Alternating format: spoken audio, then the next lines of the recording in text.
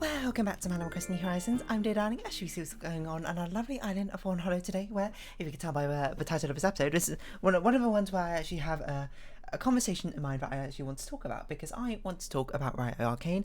I will warn you before I actually talk about spoilers, so if you haven't seen it yet, then you can watch up until that point. Just basically, long and short, Riot Arcane, the Netflix series, is fantastically amazing, and it's just fantastic. And I finally wanted to talk about it because it's been a while, and the past 2 days we've been doing Happy Home Paradise customizations, which makes it difficult to talk about. But anyway, hello there everyone. Right now in Fawnhallow, it's 4:50 p.m. on Monday, December 13th, 2021. Oh, so this must mean Gulliver is our visitor for today. But yeah, Riot Arcane, if somehow you've never heard of Arcane, it is a Netflix series, a 9-part series based off of the lore, I suppose, of League of Legends. In this case, following mainly these two characters, Vi and Jinx, and two cities, Piltover and Zorn.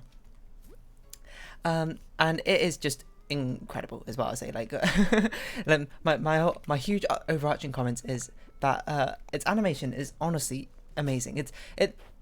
It's like I haven't been so blown away by animation ever since, like, I don't know, Into the Spider-Verse, I think, because both Into the Spider-Verse and okay, sorry, my thoughts are going to be really scattered because I haven't written down anything. I'm just going to talk about whatever comes to mind.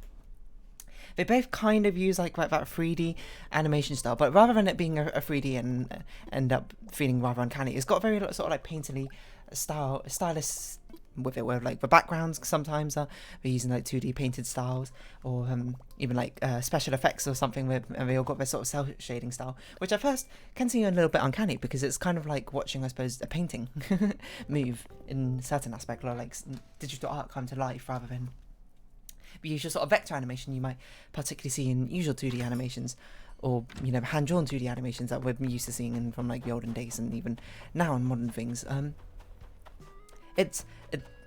I assume it's a very costly animation thing, because like Riot Arcane has like an incredible budget, and I assume Into the Spider-Verse probably did as well for an animated movie. It's got that Marvel wallet funding it, but they are some of the most incredible animated things I've ever seen, and Riot Arcane is certainly no slouch in that department. And one part that really focuses on, which I really think is incredible, is how well it manages to convey expressions and emotions throughout the entire thing, because animated features and whatever, the way they express emotions tend to be, I mean, there's a reason things are overly cartoony, and things like the red X on people's forehead when they're really angry, like giant like sweat droplets to show like anxiety or nervousness. I suppose there's a reason for these sort of cartoony emotion expression, is because I mean, if you try and do this more nuances that you see more in, well, maybe not nuances, but if you try and nail more of a human expressions that you're more used to, perhaps it doesn't convert as well into cartoons, I'd imagine. So then exaggeration is quite a big part of animation that often is used to try and convey emotions and what sort of thing. But Arcane, again, is still abides by rules of animation. I'm not going to be like, oh, it doesn't do any sort of like cartoony exaggeration. It does, but the way it does it is, one, it conveys the emotions so incredibly well, and two, it manages to do it in a way which feels like, I'm not sure how to put it exactly, but much more real than cartoony, despite the fact that it obviously is cartoony. I don't look at it and be like, wow, that's exactly what a human being looks like in real life. It's just the way they manage to express it is just, I'm not sure how they do it or how they've done it, but probably a lot of like iterations, I'd imagine. But the way they can convey emotion is just, it's so much more expressive than you usually see from actual cartoons, which honestly is mind blowing. Like you can even see like small little nuances which you don't normally get to see in cartoons, because in cartoons they sort of like smooth it over or like exaggerate just the main aspect of it. Like I won't give any particular examples, but you can see like well, yeah, at least you can see moments like when a character goes from like a sort of much more innocent look until slowly seeping up and bubbling up inside them, like sort of resentment they've been holding in, and it becomes a lot more furious and perhaps a little bit more unhinged, shall we say. The expressions are fantastic. Like every single nuance, so you can tell exactly what the characters are like. And also, honestly, that segues perfectly into the next point. The characters in Arcane are phenomenal, and probably story-wise, I think the best part of Arcane. But there is quite a few characters in Arcane, is what I'd say, but every single one of them, hello Rach, playing some New Horizons, I see, every single one of them is somehow reasonably developed in every single one of them. And I know it's such a cliche thing to say, oh, they're really believable, but they are incredibly believable. The motivations, I guess it's the sort of thing where they don't feel like characters. They don't feel like things trying to like fill in a trope. They don't feel like, oh, this is, you know, the tough and Vi, you know, she ain't just like the tough girl. She's just rebel, heart of gold, and like you throw TV tropes pages at them. But she feels like a believable character with her own motivations, which are easy to understand and follow for an audience, which perhaps I suppose is the easy part of it, but with her own nuances, which really like highlight her own sort of actions. I suppose now we might start delving into much more spoiler territory, so if you haven't seen it, go watch it immediately. It's fantastic. It's amazing. But now there might be warnings. I might delve into spoilers by accident or not. So Vi is obviously this like big sister character. But the whole of Arcane follows Vi and Jinx. Vi being the elder sister, the tough, like broader character, and Jinx being much more like, I suppose at the beginning, shyer and less confident younger sister who's honestly pretty smart and quite a dead-eye shot. But even like Vi, like I would say in as a player of League of Legends, in-game characters tend to be quite tropey because you only have like so many different dialogue options, you only have so many different ways that you can actually convey the character across. There's not really much room for subtlety because, you know, in an average game when you like someone plays a fight, they're probably only going to pay attention to about like 3 voice lines, and every single voice line needs to get across the same point. If you wanted to show some more subtlety in it, if that's one of the voice lines a person listens to, I'm going to end up drawing the wrong sort of conclusions around the character, which is why all the voice lines in League of Legends tend to be rather trophy. Every single one of our voice lines is like, let me show you how well I can beat someone up, essentially, which is, you know, if you just look at that way, you're just like, okay, Vi is just, she's kind of a brute, she's kind of like gets things done through violence, you know, the physical way, etc, etc, and maybe she's like kind of a rebel heart of gold, but you really get to see more of the characters in through Arcane. How Vi really is a sort of caring older sister who's obviously, she's been traumatized herself by the past, but she has a strong father figure in the character of Vanda, who's been trying to sort of like guide her along the way. She holds a lot of responsibility on her shoulders as sort of being like the eldest in this group of children, and how everyone looks up to her, but she gets a lot of guidance from it as well, I suppose. With Vanda giving him his like own one-on-one sessions and talks, with I just being like, this is, you know, how you should be doing things in certain ways. She's incredibly tough. She's a fantastic fighter and brawler, being like incredibly so. And like in a scene in Silco's factory where even as like a young teenager or something, she still manages to basically 1v1 like 10 or a dozen or so adults, which is incredible. But you really you see the rest of her personality as well. You see her rashness, how susceptible, I suppose, she isn't to her own emotions and her own resentment. She's someone, but because of her past and with Piltover killing her parents, she holds that resentment true to her heart, even into her adulthood, I suppose. And she holds a lot of resentment for that entire thing of violence and hates Piltover. I mean, there's a whole ongoing thing, I suppose, between Piltover and Zorn about how much they despise each other, or perhaps don't care for each other, depending on which people you particularly ask. But you can see Vi sort of like rashness and how much emotions overtake her and that sort of thing. And nothing, I suppose, exemplifies that more than perhaps in the end of episode 3, where, you know, she does her badass thing and, you know, because of just a misunderstanding, Powder ends up accidentally murdering everyone. And then just in the moment, of course, you know, as a bystander watching it, why is it only Captain and Timmy who visit Brewster? She, of course, unloads all her anger onto Powder, her younger sister, because, well, Powder did, of course, cause everything, but Powder's still, like, a young child, and, you know, it's sort of like a combination of a built-up sort of, what's the word? Not self-depreciation, but self-doubt, I suppose, that Powder has in the amount that Powder wishes that she could prove herself to be someone as strong as Vi was.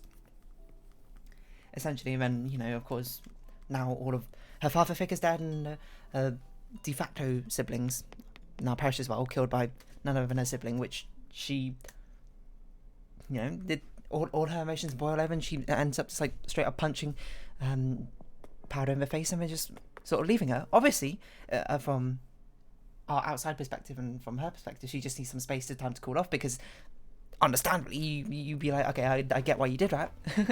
I know, we have the benefit of not being in that situation, and we can be like, obviously, you should not do that in that situation. But you completely understand why you do it, and it's absolutely totally believable, which is, again, just a sort of testament to how well written these characters are. There's very few points during the show where I was like, I don't understand why a character do that.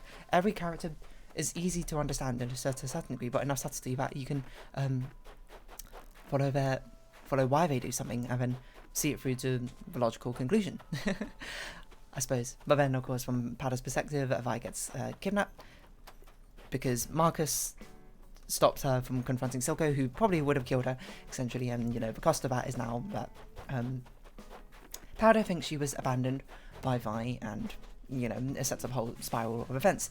And I suppose it goes around to sort of like the central themes of Arcane is basically everyone... How everyone falls somewhere in the sort of like shades of grey area. There's no true villains, I'd say, in the show. Kind of. I think the strongest case will probably go like Silco, and probably Jinx to a later extent are villains. Yeah, but they're kind of more like morally grey villains, I suppose, is probably how you put it. It's showing, like the whole yin and yang thing, everyone's in different shades of grey, how evil people can still do good things and have good intentions, how good people and good and just people can also be shown susceptible to corruption and cruelty, etc., etc. And it's a very sort of ongoing theme that everyone is just trying to do what they think is right, and the consequences that come from that, because, not everyone is, of course, right all the time. And it's interesting how they play around with that, and I think if they play around with it very interestingly with Heimerdinger, because Heimerdinger is, like, he's kind of like this quirky, mental, kooky character, lovable guy or whatever. He's kind of like people always draw this comparison to, like, Mendel figures. He's kind of like Yoda, I suppose. I'm not actually sure if that's right, because I'm not, like, super knowledgeable about Star Wars, so I don't know if the Yoda comparison is fair, but if you're much more well-versed in Star Wars, you probably would have a better perspective on that. But he's sort of like a quirky mentor, and he's a Yordle, and the most notable part about Yordles is they live to be very, very old compared to humans, which are basically almost every other race, I think, represented in Piltover and Zorn, who have like a mortal lifespan about certainly less than a century for most people. Yordles can live for hundreds and hundreds and hundreds of years, and it's sort of they play on that interestingly, where because the mentor characters normally they tend to be quite infallible, I think, quite a lot of time. They tend to know everything, and all the sort of conflict from the story comes up from like a mentor character being like from someone sort of like ignoring what a mentor character is saying, or like a mentor character dying and no longer being able to guide the story forward. But Heimerdinger is quite susceptible to his own sort of flaws. One, I suppose, is his sort of like not indifference but ignorance per se, or lack of awareness, I suppose, about the sort of ongoing politics that goes around him. Because there's politics, obviously, heavy political themes in Arcane, because of, there's strong themes of class disparity, and I suppose in Piltover, and Piltover being rich, popular, everyone loves it, the place to be, I suppose, but only got to that stage by exploiting the undercity of Zorn, who now, with no sort of like strong political leadership or anything, is a very sort of criminal infested city. But even though it becomes more and more criminally infested, I suppose, as Silkover takes over leadership from Vader, Vander, not Darth Vader, you can, especially early on, you can sort of see the sort of strong sense of community that everyone has. They all stick together, like Zornites stick up for other Zornites, and they're sort of like the battle of, I suppose, ideologies and differences between the two cities. Where was I going with this? With Heimerdinger, he's very sort of like unawares, I suppose, of whatsoever is going on, and one of his the biggest flaws, I suppose, that ends up coming to bite him again and re-bite him in the butt. I'm trying to think of what the phrase was. Is his aversion, I suppose, to magic, because he's been old enough that he's seen what I assume are meant to be the Rune Wars in League of Legends, which are basically some huge wars caused by a mage going out of control, which I assume is meant to be like Azera or Zareth. I don't really remember Shurima lore that well, to be honest, so it's one of those sort of things. By the way, I'm pretty sure these are both fake, and we have the real ones of both of them, so it doesn't really matter which one we choose. Yeah, you sort of, he has a strong aversion to magic, even though there's potential there, and there's sort of like the hex tech and the hex tech technology, which oh my god, I keep clicking out. Hextech technology that Jace and Victor are creating, that he's so averse to it that he's not even going to sort of like entertain the thought of it existing, and shuts them down very quickly, even at the cost of the fact that developing this technology could save one of his students, Victor's life, he's slowly dying of like a disease. I can't remember if it said exactly what disease. I think it has, but I can't remember off the top of my head. But that's not really particularly relevant. And so much so that is like aversion, I suppose, to the entire thing, and his unawareness. He believes that the magic should be regulated, so he wants to sort of like put a halt on like the progress which Jace and Victor, I suppose, are trying to push out. And obviously, Jace and Victor are kind of like racing against the clock. They're really human. They've only lived for so long, and Victor even less time than that. But Heimerdinger, I suppose, comes off as a bit patronising in his way, that he's saying that this should be regulated, it should be tested. This needs to go through like the ringer, I suppose, for years to make sure that people can't exploit it, which, well, fair enough and understandable. Most people don't have that sort of timeline. You know, most people aren't Yordles. Most people don't get to live for hundreds and hundreds of years. Like Heimerdinger keeps talking about like the great science and the progress that will come in the future, but that will be generations and generations.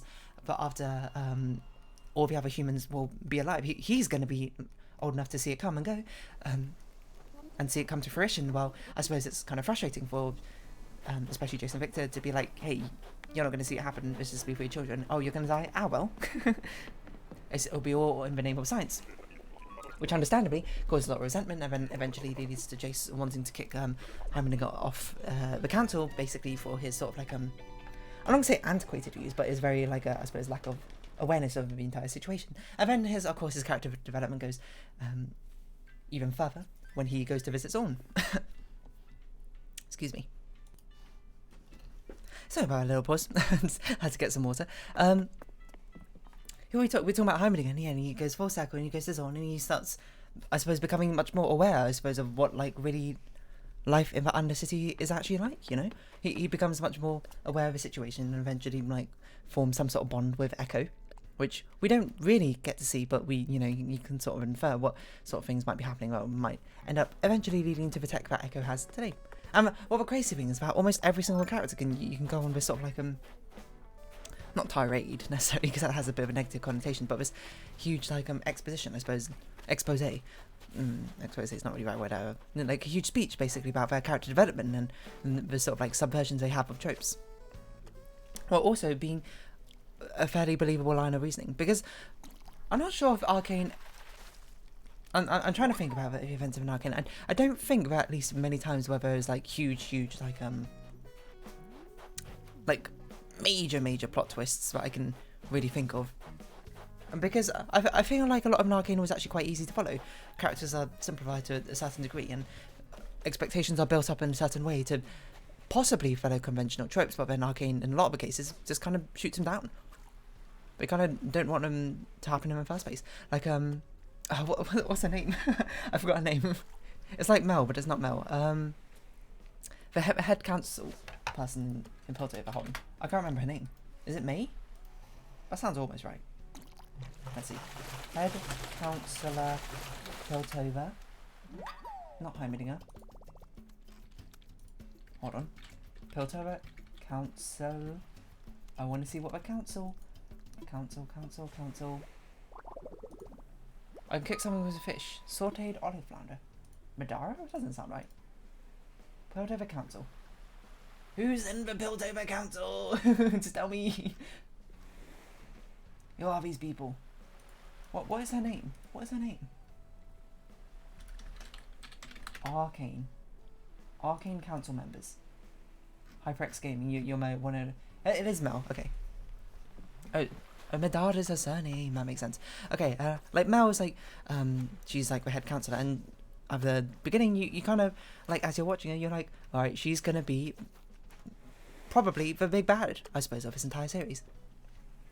You know, the way, the interaction she has, you're like, oh, she's probably some sort of power-mongering dictator who puts on, like, a false smile for everyone, and is, like, wanting to exploit Jace and Victor for their hex-tech sort of technology, and etc, and she's going to be one that eventually pushes things too far, which leads to the sort of, like, crazy strife that Piltover and Zorn have nowadays. But when you start to see her character more, and you realise that cliche, I suppose, to a certain extent, she's not that two-dimensional. She doesn't really fulfill that trope in a certain degree. Yes, she cares power, she cares for fame, and she cares for other things that go along with it, but she also is like fairly diplomatic. She wants she is a diplomat. She wants diplomatic solutions, even though she goes from perhaps a much more, I don't know, less personal standpoint of it. She sees a potential, I suppose, in Jace and Victor and she wants them to push and further, I suppose, their resolve. She wants Jace to become more successful and end up playing along, I suppose, with a political game to increase his own sort of like reach and power, etc. or whatever, I guess, because she already probably finds some attraction in him and also sees potential. And there's like certain scenes where you like slowly see more colours sort of brought to her, rather than just like what you initially assume is her sort of exploitation of meant to be of Jace and Victor. Like I can't remember the exact scene, but it's after Jace and Nell have a very personal time together, is how I should put it.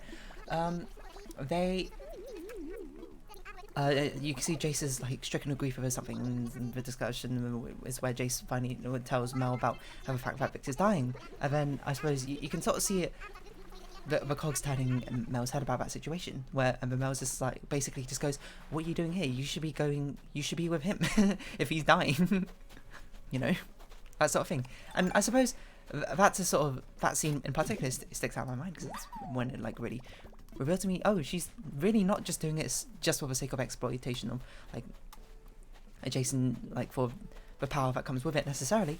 She really does see, I suppose, potential in this sort of thing, but she also sees the pain, not the pain, the fame and the power that could come with it, and you know, she genuinely, I suppose, wants Jace and Victor to be able to push forward and achieve that.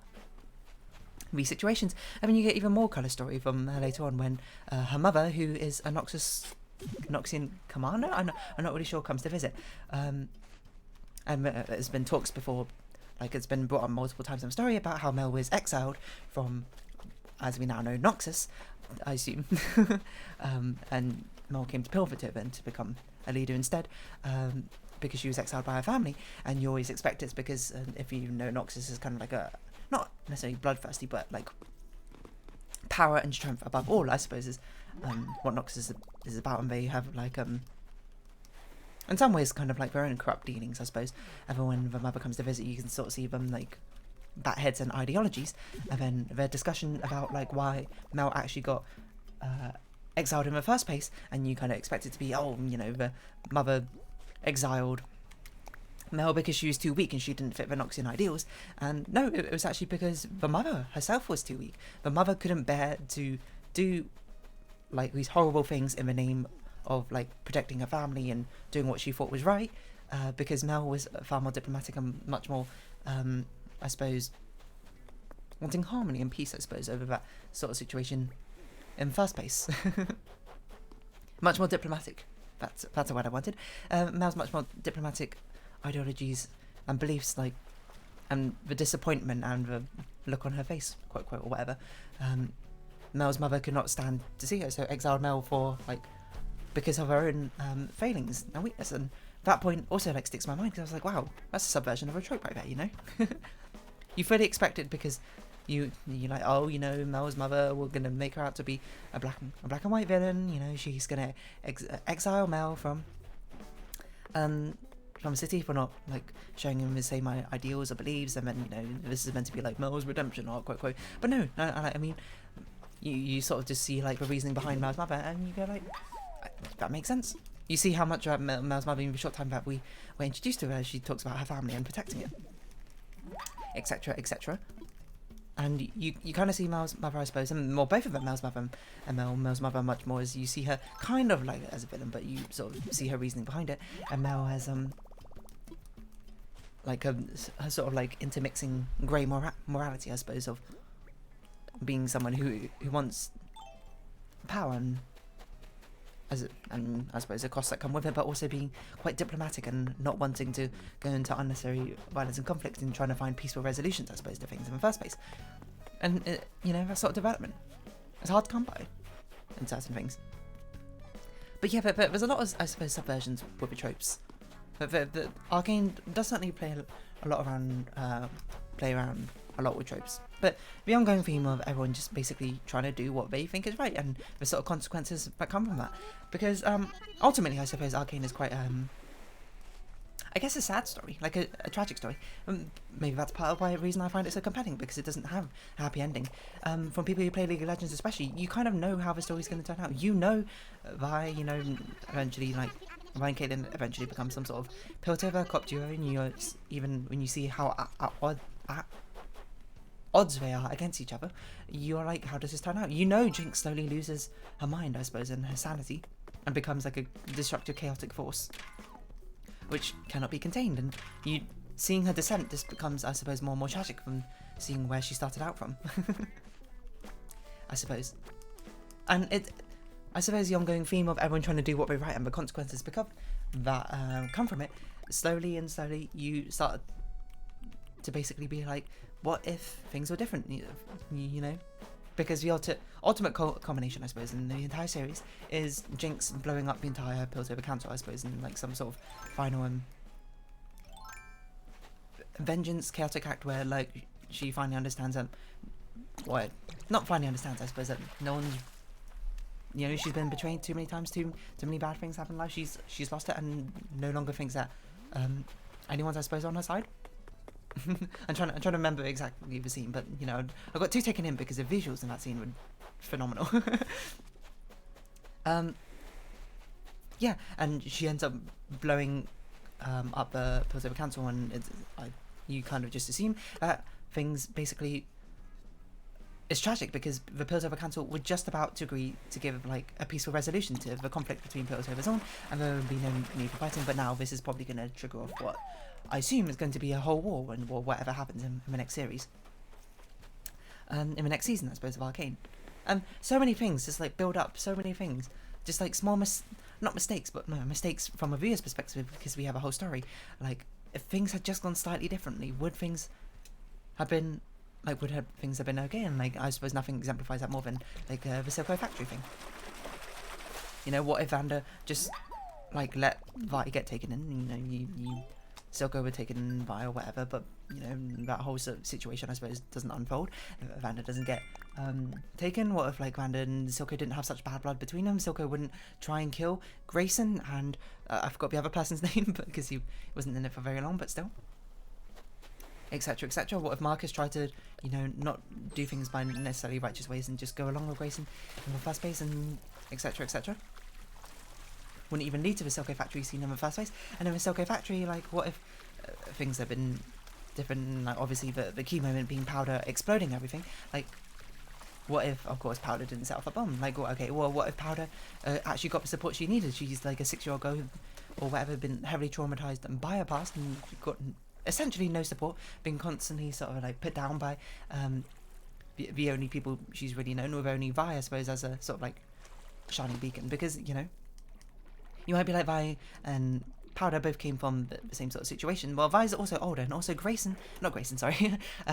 Vander gives a lot more sort of, I suppose, one-on-one comfort and guidance, I suppose, with Vi, but basically only has one scene, I think, with Powder. Like, remember, well, Powder's just like sitting at a bar or something.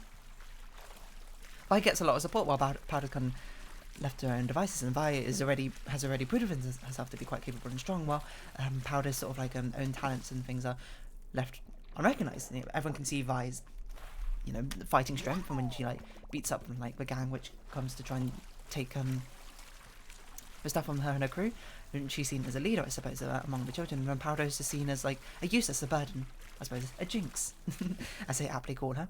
Not aptly call her, but like as they call her, which aptly becomes her like nickname in the game. And all that resentment that builds up. Maybe if she didn't have all that resentment, she wouldn't like feel the need to prove herself. Or maybe if I would have taken Powder along, understanding now what Powder's strengths initially are in the first place. Maybe, like, you know, Powder wouldn't have stolen the Hextech crystal or used it in a bomb. Maybe, you know, Powder would have eventually got her bombs working, etc, etc. But these are all things that you can see as a watcher looking in. You know Powder's smart, you know Powder's an amazing shot, but, you know, because the other kids don't evaluate that, as I suppose it ends up sort of like ruining Powder's own self-esteem in sort of understandable ways. leaving to Powder to try and finally prove herself. And from her perspective of when she finally goes to the Silco factory, seeing that Vi and the rest of the family, I suppose, are in trouble, trying to use the Hex Tech core to finally get that final push to finally get her bomb working, and the bomb works, and it works far too well, and it ends up killing like all the family. And then, you know, Powder, the heartbreaking scene of Powder being like, I did it, I finally got it working, and she, in her eyes, she thinks she did it, she thinks she saved the day, until she finally sadly comes to the realization that she herself killed basically everyone she's ever known apart from Vi. And then, you know, she has a breakdown, understandably so, because she's like 6 or whatever. And then in that one moment, the only person that she knew left, Vi, abandons her from her perspective, punches her, calls her a jinx, hates her, and never sees her again. And then it's just sort of like all those small things that built up to it. You're just like, what if things were different? What if things were different? And what if, you know, someone had been there, and like, would have this have been the situation that pans out? But it just, you know, you just slowly, as an audience member, see the sad story slowly unfold, and you know it inevitably is gonna happen, but you can't help but watch and just be like, please just don't let this happen, but you know it's gonna happen anyway. And then it happens, and you're just like, it's tragic in a certain sense, and that's what makes it so delicious, I suppose, in the first place. The tragedy that ensues and unfolds, I mean, you can't do anything as an audience member except for sit and watch it happen, and you just go, if just things were slightly different, things were so close to just working out for everyone else, but they just couldn't in the end. This is just how it has to be, and it's tragic, and it's brilliant for that. Because none of it feels like, I suppose, forced in a way. It all feels very natural. It all feels from a consequence of the characters doing what they think they should be doing.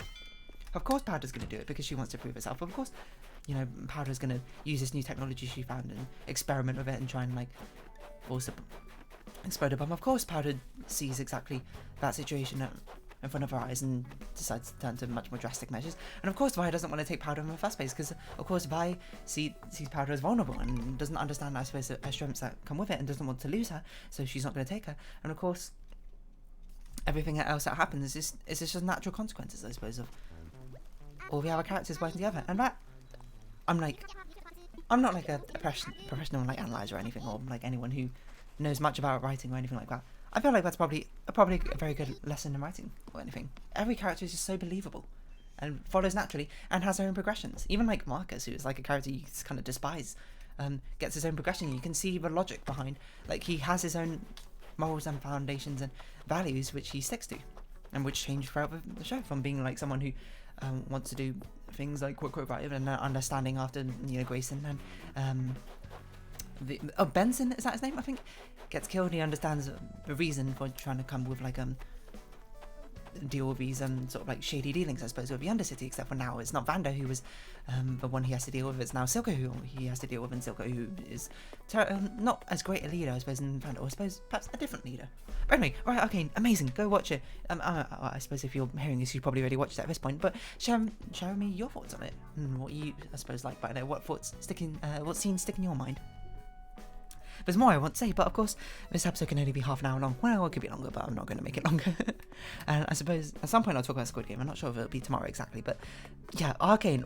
Oh my god, I can't wait for season 2. And it's one of the few shows I watched it, and I was like, as soon as like we watched them in 3-episode burst, as soon as it was done, I was like, is that it? Like that felt like 10 minutes. Like I was completely captured by it from start to finish, and it was phenomenal and visually very impressive. But anyway, we're going to round off this episode here. So if you have been watching, thank you very much. It's been Animal Crossing New Horizons. I've been Dear Darling. Likes, comments, subscription, shares are greatly appreciated. Join my Dear Darling Discord. Follow me on Twitter down below. Hope to see each other again, but for now, it's our farewell. So until next time, bye bye for now.